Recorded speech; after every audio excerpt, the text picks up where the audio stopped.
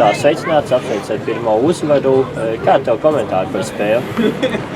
Kā jau treneris pirms spēles minēja, būs tāds pavasarīgs futbols, visi uztraukušies, visi grib ļoti labi iesākt sezonu. Paredzējām, ka būs cīņa tur katrā kvadrātmetrā, ka nebūs tiešām viegli un tāds tīrs futbols sanāks maz. Liels prieks ir, ka, lai cik sākumā tas grūti neizskatījās, mēs tomēr salauzām mazliet to spēli. Bija daudz neizmantoti momenti, bet beigās, teiksim tā, grūtākus momentus realizējām. Un prieks, ka dabujām beidzot tās vārtu gūšanas emocijas, kas pietrūka pirmajā spēlē noteikti. Un tiešām es esmu lepns par komandu, ka tādu pašatdevi bija un parādījām raksturu. Jo mums ir diezgan grūti spēlēt, mēs esam liela daļa pieredzējuši spēlētāji, ja pretī ir tādi puikiņi, un bija tiešām liels prieks parādīt, kur ir viņa vieta.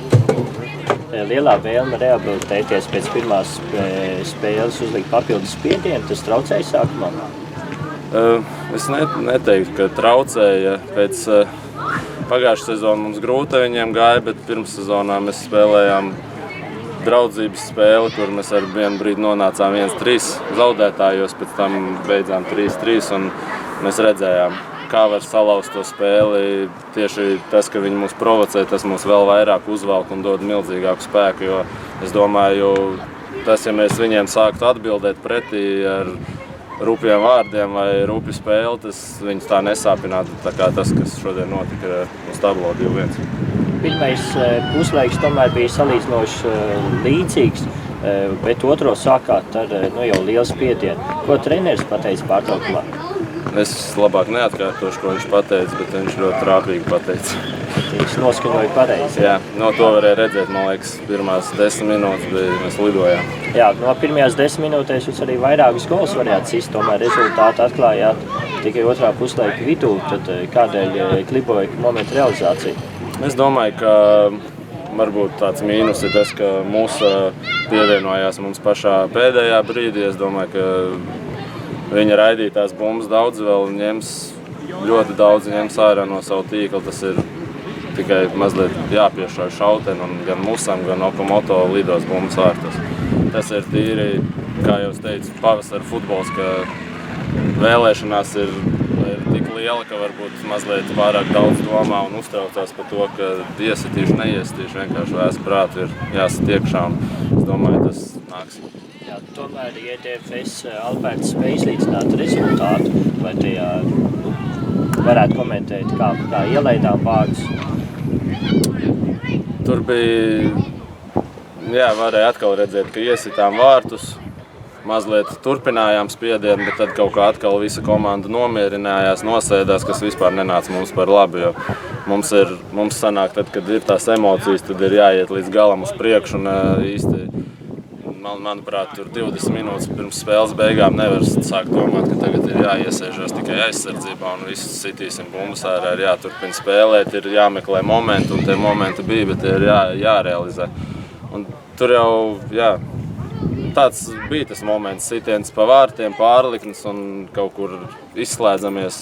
Es domāju, ka man daļai vaina noteikti jāuzņemās, jo mēs nesanāca tās bumbas izsist, jo, ja soda laukumā nokrīt tā bumba, tad aizsargam, centra pussargam ir viņa jāiznes otrā laukuma galā, bet tas kaut kā nesanāca, un tas arī bija, kāpēc dabujām uzreiz pretī vārdus. Jā, pēc vārtu ielaišanas nebija tāda neliela panika, kad izlaistas pārsvars? Panika nebija, mazliet tas, ka galvā visu laiku bija tas, ka nerealizējām daudz 100% momentus, bet es tiešām biju diezgan droši, ka mēs to izdarīsim, jo es domāju, neviens skatītājs nevar nepiekrist, ka pēc tam bija ļoti daudz momentu un mēs pat kontrolējām bumbu un tur vienkārši bija jābūt 2., 3. un 4. vārtiem, es domāju. Jā, šodien bija sanākuši salīdzinoši daudz skatītāju, vai tas palīdzēja? Noteikti. Protams, mēs gribētu, lai viņi būtu vēl skaļāki un uzdziedātu mums kādu dziesmu, bet tiešām skatītāji milzīgs paldies, ka viņi bija tik daudz.